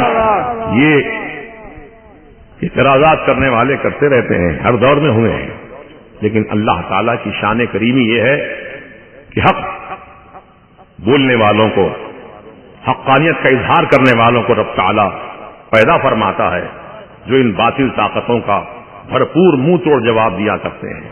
ہر دور میں ایسا ہوا ہے. لہذا ہم تمام معترضین کے اعتراضات کو سن کر یا پڑھ کر پریشان حال نہ ہوں. الحمدللہ ہمارے پاس ہماری جماعت میں اہل سنت و جماعت میں اللہ نے ایسے عالموں کو، فاضلوں کو، مفتیوں کو، مجددوں کو پیدا فرمایا ہے جو ہر مسئلے کا حل اپنے پاس رکھتے ہیں. سبحان اللہ. اللہ کا کرم ہے. ہم ہوائی قلعے کی بنیاد پر ہمارا دھرم نہیں ہے. ہمارا دھرم ٹھوس بنیادوں پر ہے. سبحان اللہ. ہمارا مذہب ٹھوس بنیادوں پر ہے. ہم دیو مالائی کہانیوں پر یقین نہیں رکھتے ہیں. ہم قرآن کے واقعات پر یقین رکھتے ہیں. اللہ تعالی ہم سب کو ہدایت کے قائم رکھے. آمین آمین. امام حسین رضی اللہ تعالیٰ عنہ کے شہزادے سیدنا علی اکبر، سیدنا علی اصغر اور آپ کے بھتیجے سیدنا امام قاسم اور آپ کے بھانجے اون و محمد رضوان اللہ تعالی علیہم اجمعین سب میدان کربلا میں شہید ہو چکے ہیں. سیدنا زین العابدین تنہا بچے ہیں اور امام حسین رضی اللہ تعالی عنہ جب میدان کارزار میں جانے کا ارادہ فرمایا اور گھر والوں کو نصیحت کی کہ دیکھو ہمارے دنیا سے گزرنے کے بعد صبر کرنا، شکر کا دامن کبھی نہ چھوڑنا، ہائے وائے نہ کرنا، اللہ کی مرضی پر راضی رہنا، یہ وصیت کی. اور آخری سلام کر کے جب آپ گھر سے لوٹ نکل رہے تھے خیمے سے باہر تو سیدنا زین العابدین جو بیمار تھے بستر پر کھڑے ہو گئے لڑکھڑاتے ہوئے. کہا ابا جان ابھی زین العابدین کی جان باقی ہے. حضور میرے رہتے ہوئے آپ کیوں جائیں؟ کہا مجھے بھی بھائی علی اکبر کی طرح، میرے چھوٹے بھائی علی اصغر کی طرح، میرے تایا زاد بھائی قاسم کی طرح مجھے بھی شہید ہو جانے دیجئے. ابا جان مجھے اجازت دیجئے جانے کی. امام حسین نے فرمایا بیٹے زین العابدین اللہ کی مرضی یہ ہے کہ تم زندہ رہو. سبحان اللہ. تو معلوم ہوا کہ حسین کا ہر عمل رب کی مرضی کے مطابق ہوا کرتا ہے. سبحان اللہ. اس کی مرضی کے خلاف نہیں. نعرے تکبیر، نعرے رسالت، نعرے حسین. رب کی مرضی یہی ہے بیٹا زین العابدین تم کو زندہ رہنا ہے. کیوں؟ اس لیے کہ رسول پاک کی آل سیدوں کا سلسلہ، آل رسول کا سلسلہ تمہیں سے دنیا میں چلے گا. سبحان اللہ. علم لدنی کے خزانے جو نانا جان نے اور آپ کے بابا جان نے آپ کو دیے تھے، اپنے شہزادے علی زین العابدین کو اپنے سینے سے ملایا، علم لدنی کے خزانے منتقل کیے. سبحان اللہ. جب میرے امام حسین اپنے شہزادے زین العابدین کو تمام خوبیوں سے نواز کر جب پلٹے ہیں تو کیا دیکھتے ہیں کہ سامنے سیدہ بی بی زینب امام حسین رضی اللہ تعالیٰ عنہ کی سگی بہن ہیں، ہاتھ میں گٹریا لے کر کھڑی ہیں. کہتی ہیں کہ آؤ بھیا حسین تمہاری بہن زینب آج تم کو شہادت کا دلہا بنائے گی. کیونکہ دنیا میں اکثر یہ ہوتا آیا ہے کہ جب کسی کا نکاح ہوتا ہے وہ شادی کا دلہا بنتا ہے تو بہنیں ہی اس کو سنوارتی ہیں، بہنیں ہی اس کو خوشبو لگاتی ہیں، بہنیں ہی اس کو تیار کرتی ہیں. اے بھیا حسین اب آپ کی بہن کو اجازت دیجیے کہ میں آپ کو دلہا تو بناؤں لیکن شہادت کا دلہا. کہا بہن یہ گٹریا میں کیا ہے، یہ پوٹلی میں کیا چیز ہے؟ کہا بھائی حسین اس پوٹلی میں ہمارے نانا جان کا امامہ شریف ہے، اس میں ہمارے بابا جان مولا علی کا جبہ مبارک ہے. اے امام حسین اس پوٹلی میں حسن مجتبیٰ کے کمر کا پٹا ہے، آؤ میں اپنے ہاتھوں سے پہناتی ہوں. چنانچہ آپ نے گھٹریا کھولی اور امامہ رسول پاک کا آپ کے سر پہ سجایا، اپنے والد ماجد مولا علی کا جبہ آپ کو زیبتن کروایا، کمر پر حسن مجتبیٰ کا پٹا باندھا، ہاتھ سے ذوالفقار حیدری دی، امام حسین رضی اللہ تعالیٰ عنہ تیار ہو گئے شہادت کا دلہا بننے کے لیے۔ اب آخری سلام سب کے لیے ہوا، پھر نصیحت وصیت ہوئی، پھر جب گھر سے خیمے سے باہر نکلے گھوڑے پر سوار ہو گئے، گھوڑے کو اشارہ کیا آگے بڑھنے کا، لگام اس کی کھینچی اور آگے بڑھنے کا اشارہ کیا تو گھوڑا آگے نہیں بڑھ رہا ہے۔ گھوڑے نے روتے ہوئے آنکھ سے آنسو بہاتے ہوئے، گھوڑا بھی کتنا عقل مند ہے، کس کا گھوڑا ہے؟ امام حسین کی سواری ہے، امام حسین کا گھوڑا ہے، وہ بھی اتنا شعور رکھتا ہے کہ میرے مالک پر کیا کیا گزر رہا ہے۔ جہاں اہل بیت اطہار 3 دن کے بھوکے پیاسے تھے، وہ گھوڑا بھی نہ کوئی چارہ چرا نہ کوئی پانی کی بوند پیا، وہ بھی بھوکا پیاسا اپنے مالکوں کے ساتھ وفاداری کر رہا ہے۔ اللہ اکبر۔ گھوڑا آگے نہیں بڑھ رہا ہے۔ امام حسین نے فرمایا کیوں آگے نہیں بڑھتا؟ کیا تھک گیا ہے؟ تھک گیا ہے؟ سب شہید ہو گئے، اب میری باری آئی تو آگے نہیں بڑھ رہا، معاملہ کیا ہے؟ تو گھوڑے نے آنکھ سے آنسو بہاتے ہوئے پیچھے کی طرف سر موڑ کر اشارہ کیا۔ امام حسین نے پلٹ کر دیکھا تو کیا دیکھا کہ گھوڑے کی ایک ٹانگ سے بیوی سکینہ لپٹی ہوئی ہے، گھوڑے کی ٹانگ کو پکڑی ہوئی ہے۔ امام حسین گھوڑے سے نیچے اتر گئے، اپنی بیٹی سکینہ کے سر پہ محبت سے ہاتھ پھیرا، کہا بیٹی جاؤ، اندر جاؤ، خیمے کے اندر جاؤ، صبر کرو، اللہ کی مرضی پر راضی رہو۔ کہا بابا آج آپ کی بیٹی آپ سے ایک سوال کرنا چاہتی ہے۔ پوچھو بیٹا کیا سوال ہے؟ کہا ابا جان روزانہ رات میں اپنا سر آپ کے سینے پر رکھتی تھی تو مجھے نیند آتی تھی، اب آپ جا رہے ہیں تو مجھے امید ہے کہ واپس نہیں آئیں گے، آپ شہید ہو جائیں گے۔ آج کی رات جو ہم یتیموں کے سر پہ آنے والی ہے، آج کی رات آپ کی بیٹی سکینہ کس کے سینے پہ سر رکھ کر آرام کرے گی؟ بابا جان یہ بتاتے جائیے۔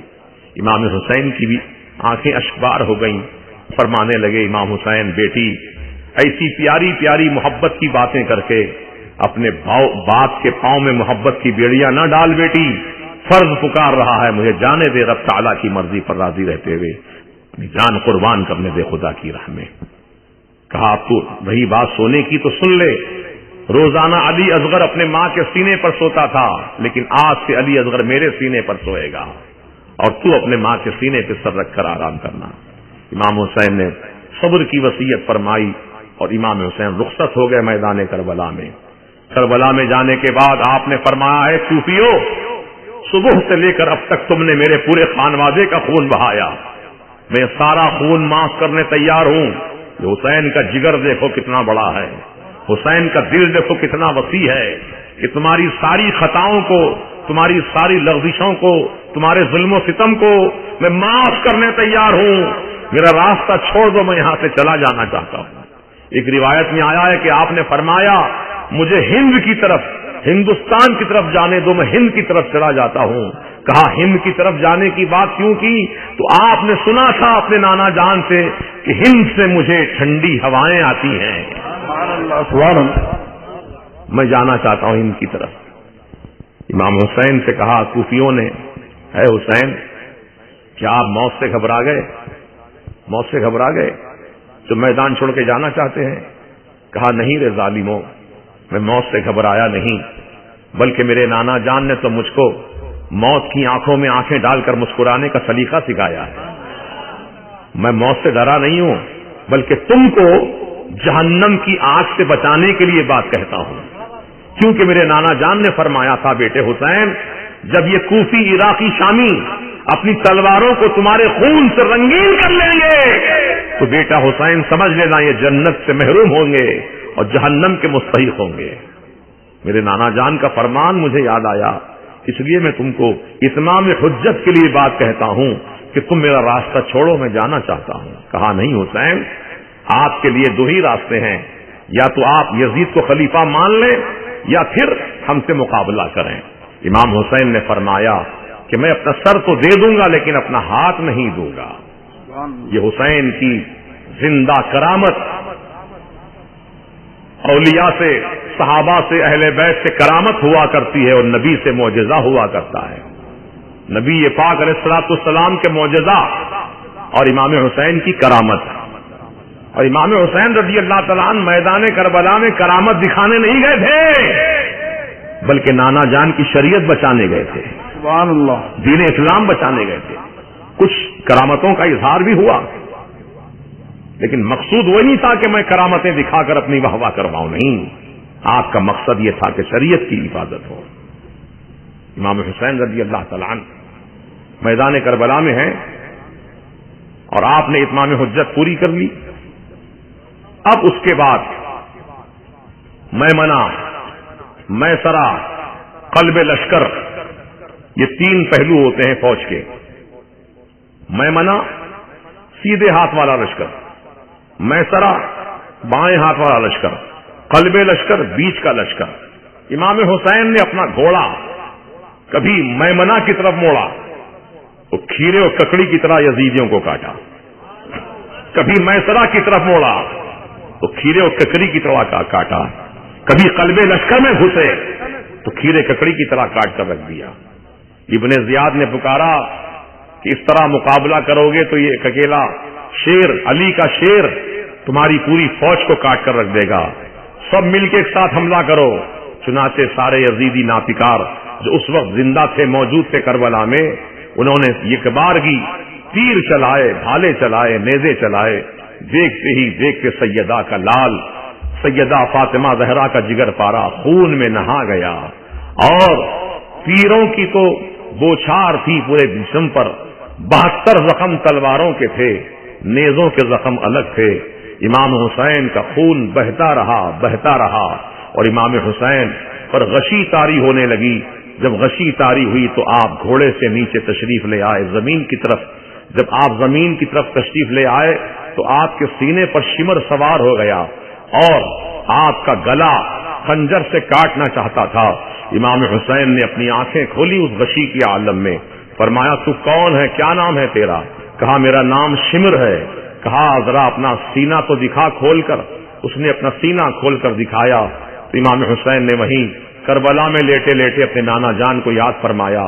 صدقت یا جدہ، اے میرے نانا جان، آپ نے سچ فرمایا تھا کہ بیٹے حسین تیرے قاتل کے سینے پہ سفید داغ ہوگا، پہچان لینا وہی تیرا قاتل ہے۔ میرے نانا جان کی ایک بات سچ ہے یقیناً۔ اللہ اللہ۔ اب امام حسین نے فرمایا اے شمر، آج کون سا دن ہے؟ کہا جمعہ کا دن ہے۔ وقت کون سا ہے؟ کہا نماز ظہر کا وقت، نماز جمعہ کا وقت ہے۔ کہا ظالم، اس وقت تو میرے نانا جان کے امت کے خطبہ ممبروں پر کھڑے ہو کر خطبہ پڑھ رہے ہوں گے، نبی اور آل نبی کی بارگاہ میں درود و سلام کی ڈالیاں نچھاور کر رہے ہوں گے، اور تو ظالم انہی کی آل کے سینے پہ سوار ہو کر بیٹھا ہے۔ ہٹ جا میرے سینے سے، مجھے بھی خدا کی بارگاہ میں نماز ادا کرنے دے۔ اللہ اللہ۔ اے حسین کے نام لیواؤ، اے حسین سے محبت کرنے والوں، اے حسین کے نام کی معنی جپنے والوں، میں تم سے پوچھتا ہوں کیا حسین کی محبت یہ ہے کہ نمازوں کو قضا کر دو؟ کیا حسین کی یہ محبت ہے کہ تم شریعت کی خلاف ورزی کرو؟ کیا حسین کی محبت ہے کہ تم علانیہ گناہ کے کام کرتے پھرو؟ نہیں نہیں، سچا وفادار حسین وہ ہوتا ہے جو کردار حسینی پہ عمل کرتا ہے، نمازوں کو قضا نہیں کرتا ہے، بلکہ حالت جنگ میں بدن سے خون رس رہا ہے، کوئی حصہ خالی نہیں ہے زخموں سے، ایسی حالت میں بھی خدا کی بارگاہ میں سر جھکانے کی تمنا سر میں موجود ہے۔ یہ کردار حسینی ہے۔ امام حسین کے نام لیواؤ، تمہارا سر تو سلامت ہے، جسم سلامت ہے، نہ تیر لگا، نہ بھالا لگا، نہ تلوار لگی، پھر بھی نماز نہیں پڑھتے، جبکہ مسجد کے مینار سے آواز آتی ہے اللہ اکبر اللہ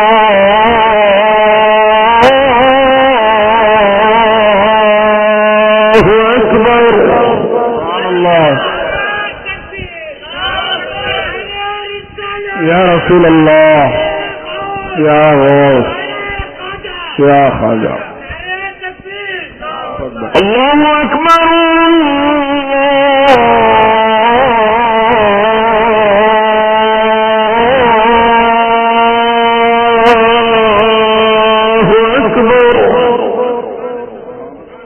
اللہ بہت بڑا ہے. اللہ اکبر کے معنی کیا ہے؟ اللہ بہت بڑا ہے. اللہ سے بڑا کوئی نہیں ہے، کوئی نہیں. اللہ ہی سب سے بڑا ہے. 4 مرتبہ یہ کلمات ادا کیے جاتے ہیں، پھر اللہ تعالی کی وحدانیت اور اس کے معبود برحق ہونے کا اعلان سنایا جاتا ہے. اشہد ان لا الہ الا اللہ،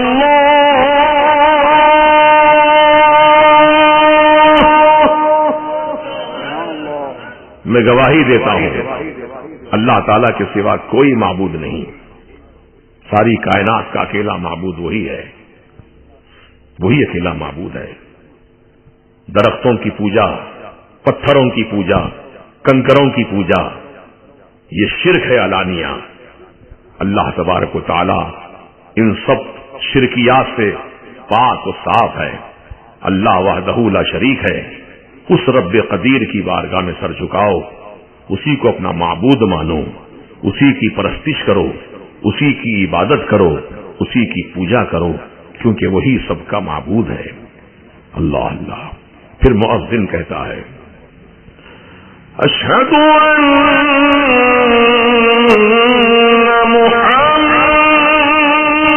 محمد رسول اللہ.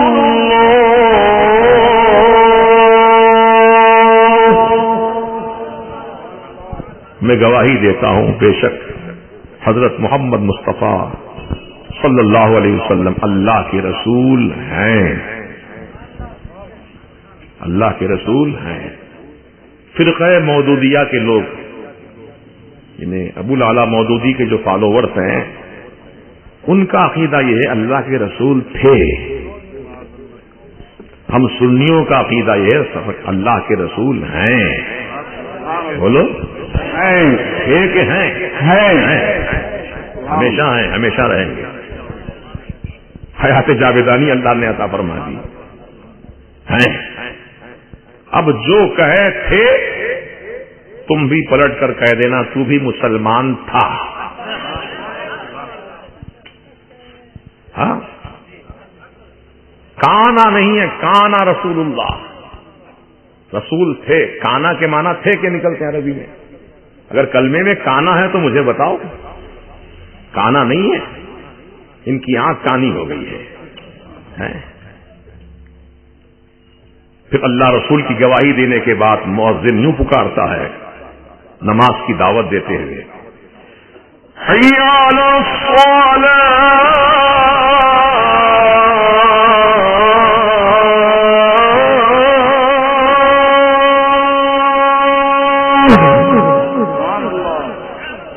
اے اللہ کو بڑا ماننے والے، اے اللہ کو معبود برحق ماننے والے، اے اللہ کے پیارے حبیب محمد عربی صلی اللہ تعالی علیہ وسلم کو اللہ کا رسول ماننے والے، حی علی الصلاۃ، آؤ نماز کے لیے، چلو نماز کے لیے، دوڑو نماز کے لیے، آؤ رب کی بارگاہ سے بلاوا آ رہا ہے، چلو نماز کے لیے.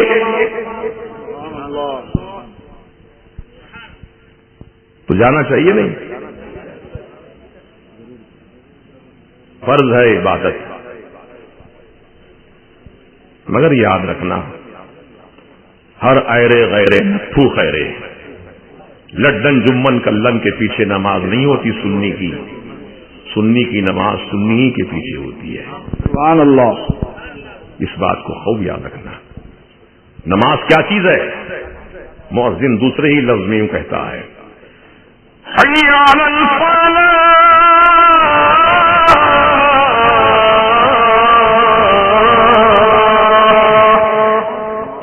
کامیابی کی طرف. رب کی بارگاہ میں سر جھکا لے، کامیاب ہو جائے گا. سر بلندی ملے گی. سر جھکا، سر بلندی پا. آپ سر نہیں جھک رہے ہیں، اس لیے سر بلندی بھی نہیں مل رہی.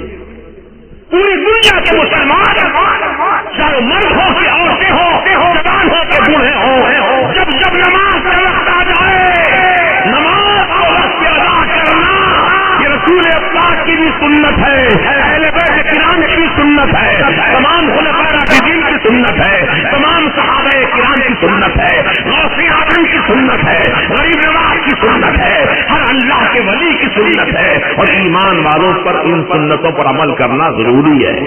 نعرہ تکبیر، نعرہ رسالت، نعرہ رسالت، نعرہ حسین، نعرہ حیدری، مسلک اہل سنت، اعلی حضرت، اعلی حضرت۔ اب صبح کے وقت میں جبکہ میٹھی میٹھی نیند طاری ہوتی ہے، آدمی تھکا ماندہ ہوتا ہے، سو جاتا ہے بے خبر ہو کر، لیکن اچانک اس کے کانوں میں آواز آئی مؤذن کی، کیا کہہ کر؟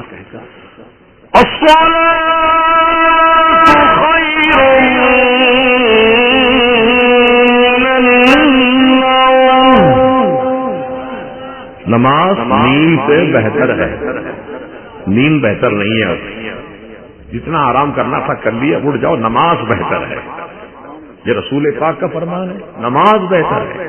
قسم اللہ کی، آپ کتنے ہی تھکے ماندے ہوں، فجر کی نماز میں آپ بیدار ہو جائیے، تازہ وضو کیجئے، بادب مسجد میں جائیے، سنی صحیح العقیدہ امام کے پیچھے نماز پڑھیے، پھر دیکھیے روح آپ کی کتنی مضبوط اور طاقتور ہو جاتی ہے، دل کو کتنا اطمینان، چین و سکون نصیب ہوتا ہے، پورا دن آپ کا انشاءاللہ اچھا گزرے گا، کیونکہ میرے آقا کا فرمان ہے کہ جو بندہ مومن صبح فجر کی نماز ادا کر لیتا ہے تو اللہ پاک اس بندے کو اپنے حفاظت کے دائرے میں لے لیتا ہے اور اس کے ہاتھ میں ایمان اور اسلام کا جھنڈا عطا فرماتا ہے۔ سبحان اللہ، سبحان اللہ۔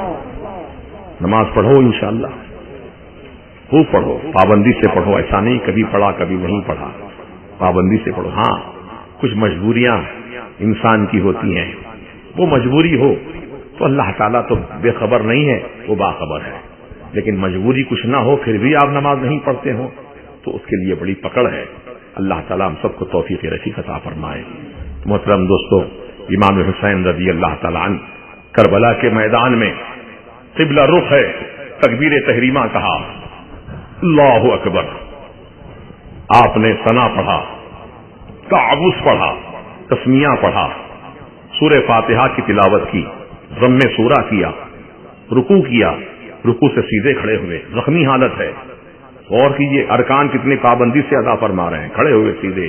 پھر آپ نے پہلی رکعت کے پہلے سجدے کے لیے سر خدا کی بارگاہ میں جھکا دیا، زبان سے پڑھا، سبحان ربی الاعلی، سبحان ربی الاعلی، پاک ہے میرا پروردگار بلند و بالا، پاک ہے میرا پروردگار بلند و بالا۔ این اسی حالت میں آپ کے سر مبارک پر شمر نے ایسی تلوار کا وار چلایا کہ آپ کا سر اقدس تن اقدس سے جدا ہو گیا۔ انا للہ و انا الیہ راجعون۔ ظالموں نے آپ کے سر کو کاٹنے کے بعد نیزے پر اٹھا لیا، نیزے پر اٹھا لیا، اور امام حسین کے بدن پاک کو گھوڑوں کی ٹاپوں سے کچلا گیا۔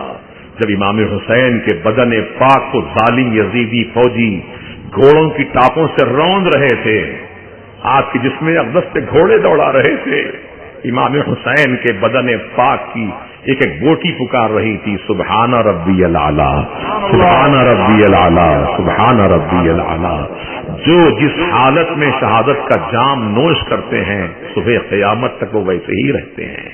گویا حسین نے حالت سجدہ میں شہادت کا جام نوش کیا ہے تو خدا کی قسم میرے حسین آج بھی سجدے میں ہے اور صبح قیامت تک سجدے میں رہیں گے۔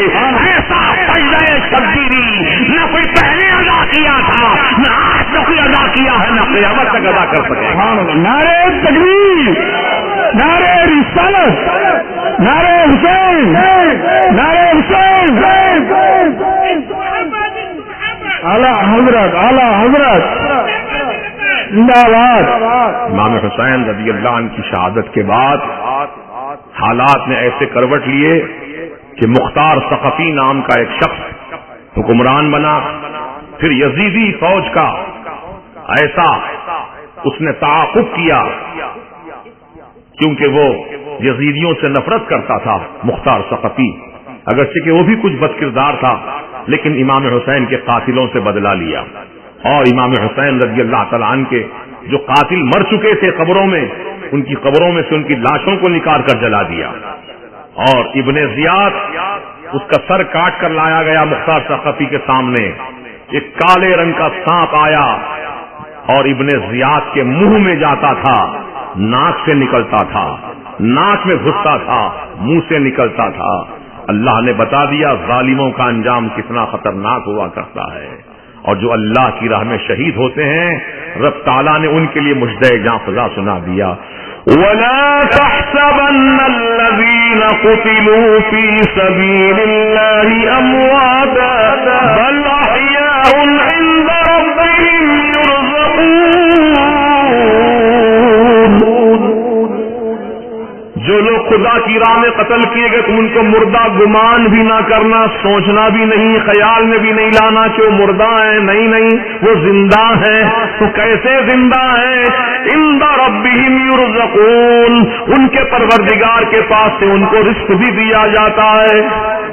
سبحان اللہ۔ کیسے زندہ؟ کھاتے بھی ہیں، پیتے بھی ہیں، سیر و تفریح کرتے ہیں، جنت کی سیر کرتے ہیں، جہاں چاہتے ہیں جاتے ہیں، ان کے لیے کوئی پاسپورٹ ویزا کی ضرورت نہیں ہے، ساری کائنات ان کے لیے وقت۔ سبحان اللہ، سبحان اللہ۔ ایسے اللہ کے مقرب بندے ہیں، سبحان اللہ۔ تو عزیزان محترم، آج ہم امام حسین رضی اللہ تعالیٰ عنہ کی شہادت کا جلسہ منا کر اپنی غلامی، اپنی محبت کا ہم نے ثبوت پیش کیا ہے۔ اب یہ اللہ تعالیٰ اپنے کرم سے اپنے پیاروں ہی کے صدقے میں قبول فرما لے، اور ہمارے جناب حکیم ساجد حسین صاحب جو فرزند دلبند ہیں جناب حکیم سجاد صاحب کے، یقیناً یہ حضرات جو ہے اپنے ناموں ہی سے ظاہر ہے کہ امام حسین سے کیسی محبت ہے کہ نام میں حسین شامل ہے نا، اللہ نام سے پتہ چلتا ہے نا۔ الحمدللہ حسین نام کے لاکھوں کروڑوں ملیں گے بندے اللہ کے، لیکن یزید نام کا ایک بھی نہیں ملے گا۔ یہی حقانیت کی دلیل ہے کہ حسین کل بھی زندہ تھے، حسین آج بھی زندہ ہیں، قیامت تک زندہ ہیں۔ سبحان اللہ۔ قتل حسین اصل میں مرگ یزید ہے، اسلام زندہ ہوتا ہے ہر کربلا کے بعد۔ میں مبارکباد دیتا ہوں فیضان میلاد کمیٹی کے صدر سیکریٹری تمام اراکین کو اور حکیم صاحب قبلہ کو کہ ماشاءاللہ ہر سال پابندی کے ساتھ اس محفل کو سجاتے آئے ہیں۔ اللہ تعالیٰ ان کے عمر و اقبال میں، حکمت میں، شفا میں اللہ خوب برکتیں ترقیاں عطا فرمائے، اور جو بھی مریض آئیں ان کے پاس اللہ تعالیٰ ان کی دواؤں سے اسے شفا کاملہ نصیب فرمائے، اور ان کی حیات اور ان کے کارناموں میں اللہ تعالیٰ خوب ترقیاں عطا فرمائے۔ آمین بجاہ سید المرسلین یا رب العالمین۔ استغفر اللہ ربی من کل ذنب واتوب الیہ، اشہد ان لا الہ الا اللہ وحدہ لا شریک لہ، واشہد ان محمدا عبدہ ورسولہ صلی اللہ علیہ وسلم۔